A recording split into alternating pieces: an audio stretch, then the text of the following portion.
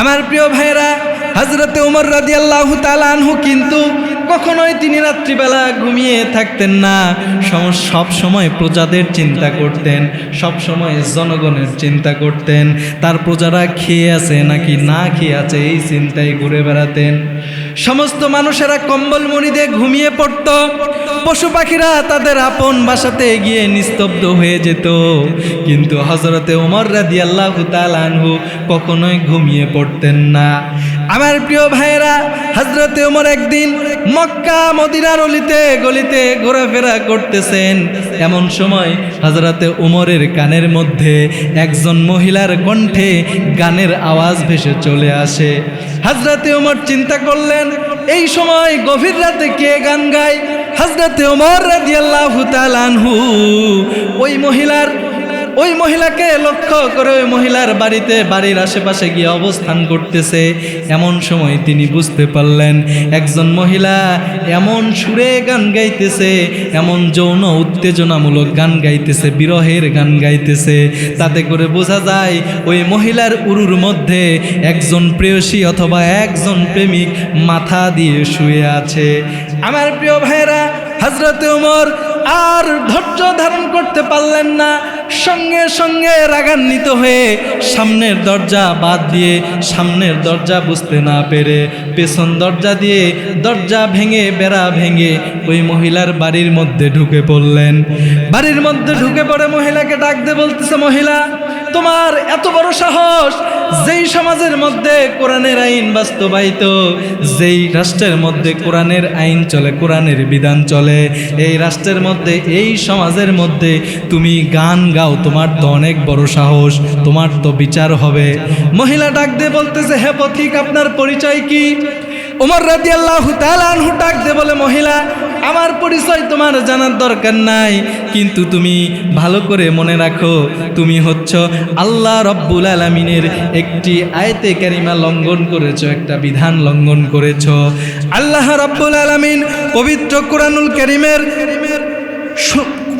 কোরআনুল কারীমের সূরাতুল লোকমানের 6 নম্বর আয়াতে কারিমার মধ্যে জানিয়ে দিয়েছেন, ওয়া মিনান নাসি মান ইয়াশতারি লাহওয়াল হাদিসি লিইউদিল্লা আন সাবিলিল্লাহি বিগাইরি ইলম। জোরে বলেন আল্লাহু আকবার। আমার প্রিয় ভাইরা, হযরতে ওমর মহিলাকে ডাক দিয়ে বলতেছে, মহিলা, তুমি সূরাতুল লোকমানের 6 নম্বর আয়াতে কারিমার বিধান লঙ্ঘন করেছো। আল্লাহ রাব্বুল আলামিন এই জায়গায় সুন্দর করে জানিয়ে দিয়েছেন, যারা অনর্থকভাবে টাকা পয়সা দিয়ে গান বাজনা করে তাদের জন্য আমি আল্লাহ রাব্বুল আলামিন আখিরাতে রেখেছি অনেক যন্ত্রণাদায়ক শাস্তি। আমার প্রিয় ভাইয়েরা, যখন হযরতে ওমর মহিলাকে ডাক দিয়ে বলতেছে, মহিলা, তুমি তো অনেক বড় অপরাধ করেছো, দোষ করেছো। এমন সময় মহিলা ডাক দিয়ে বলতেছে, পথিক, আমি না হয় গান বলবার কারণে একটা অপরাধ করেছি, একটা দোষ করেছি, কিন্তু আমি যুবতী মহিলা বলে দেই, পথিক, তুমি আমার বাড়িতে এই মুহূর্তে প্রবেশ করার কারণে তুমি 1 নয় 2 নয় 3টা অপরাধ করেছো। আল্লাহু আকবার বলেন। আমার প্রিয় ভাইরা, হযরতে ওমর ডাক দিয়ে বলতেছে, মহিলা, আমি কোন 3টা অপরাধ করেছি আমাকে একটু বলা যাবে?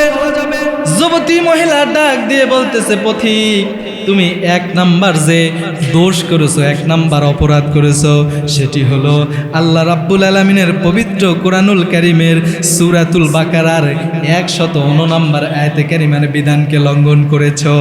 আল্লাহ রাব্বুল আলামিন বলেন, ওয়ালাইসাল বিররু বিআন তা'তুল বুয়ুতা মিন যুহুরিহা ওয়ালাকিন্নাল বিররা মান ইত্তাকা ওয়া আতুল বুয়ুতা মিন আবওয়াবিহা ওয়াত্তাকুল্লাহা লাআল্লাকুম তুফলিহুন।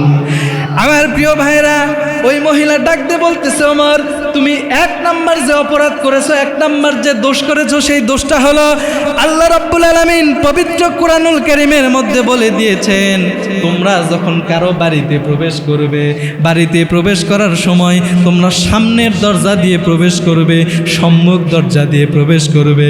কিন্তু এ পথিক তুমি সামনের দরজা দিয়ে প্রবেশ না করে তুমি পেছন দরজা দিয়ে বেড়া ভেঙে প্রবেশ করেছো। এটা হলো তোমার এক নাম্বার দোষ। যখন হযরতে ওমর বুঝতে পারলেন সত্যি এটা আমার দোষ, তখন হযরতে ওমর ওই মহিলাকে আর মহিলা বলতেছেন না, এবার বলতেছেন মা। জোরে বলেন কি বলতেছে? যখন কারো দোষ ধরা পড়ে তখন কিন্তু সেই ব্যক্তি একটু নমনীয় হয়, নরম সুরে কথা বলে। কথা বলেন ঠিক কিনা? আমার প্রিয় ভাইয়েরা, এইবার হযরতে ওমর বলতেছে মা, আমার 2 নাম্বার দোষ কি?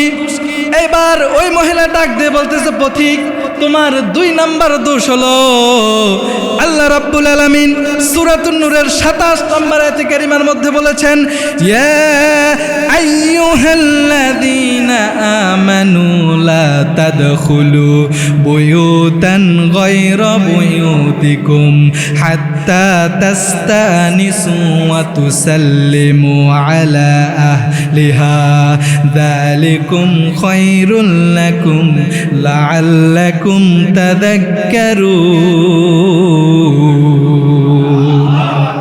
মহিলা ডাক দিয়ে বলতেছে, অপথিক, তোমার 2 নাম্বার দোষ হলো, 2 নাম্বার অপরাধ হলো তুমি বাড়িতে প্রবেশ করার সময় আমার কাছে অনুমতি নাওনি।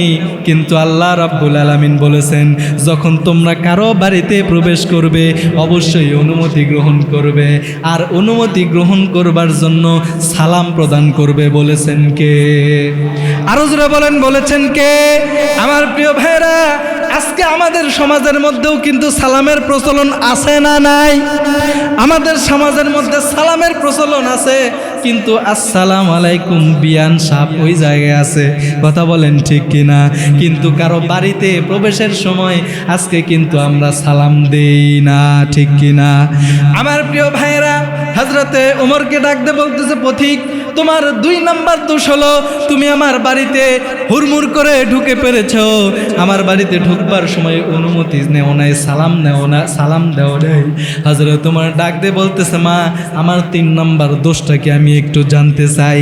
মহিলা ডাকতে বলতেছে, তোমার 3 নাম্বার দোষ হলো আল্লাহ রাব্বুল আলামিন পবিত্র কুরআনুল কারীমের সূরাতুল হুজরাতের মধ্যে জানিয়ে দিয়েছেন, ইয়া আইয়ুহাল্লাযীনা আমানু জাতানিবু কাসীরাম মিনায-যন্নি ইন্না বা'দায-যন্নি ইসমু ওয়া লা তাজাসসু ওয়া লা ইয়াগতাব বা'দুকুম বা'দা। আল্লাহু আকবার বলেন। মহিলা ডাক দিয়ে বলতেছে, পথিক, তোমার 3 নাম্বার দোষ হলো আল্লাহ রাব্বুল আলামিন অযথা আন্দাজ করে অনুমান করতে নিষেধ করেছেন, কিন্তু তুমি আমাকে অন্যায়ভাবে অযথা আন্দাজ করে অনুমান করেছো, অনুমান করে আমার উপরে ধারণা করেছো। সুতরাং এটা হলো তোমার 3 নাম্বার দোষ। এইবার হযরতে ওমর ডাক দিয়ে বলতেছে, মহিলা, ও মা, তোমার একটু আমি পরিচয় জানতে চাই। মহিলা ডাক দিয়ে বলতেছে, আমার পরিচয় হলো এই মক্কা মদিনার একজন বীরের আমি স্ত্রী, আমি হলাম কোরআনের হাফেজা। আমার প্রিয় ভাইরা, ওই হাফেজা ডাক দিয়ে বলতেছে, আজকে আমি যে এই গান বলতেছি, এই গান বলার কারণে আল্লাহ রাব্বুল আলামিনের একটা কোরআনের আয়াতকে লঙ্ঘন করেছি। এটা শুধু আমার দোষ নয়, দোষটা হলো এই জামানার প্রেসিডেন্ট হযরতে উমরেরও। উমর রাদিয়াল্লাহু তাআলা আনহু অবাক হয়ে গেছে, কিরে দোষ আমারও, তার মানে আমি বুঝলাম না। ওই মহিলা ডাক দিয়ে বলতেছে, উমরের দোষ এই কারণে, আজকে আমি বিবাহ করবার পর আমার স্বামীর সঙ্গে বাসর ঘর করব, আমার স্বামীর সঙ্গে মিলন করব, একসাথে থাকবো, আনন্দ করব, কিন্তু সেই সুযোগটা উমর করে দেয়নি।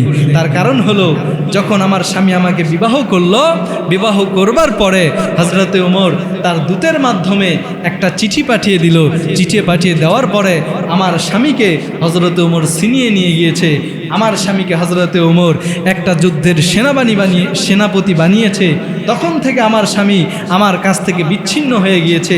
আজ পর্যন্ত আমার স্বামী এখনো আমার কাছে আসে না।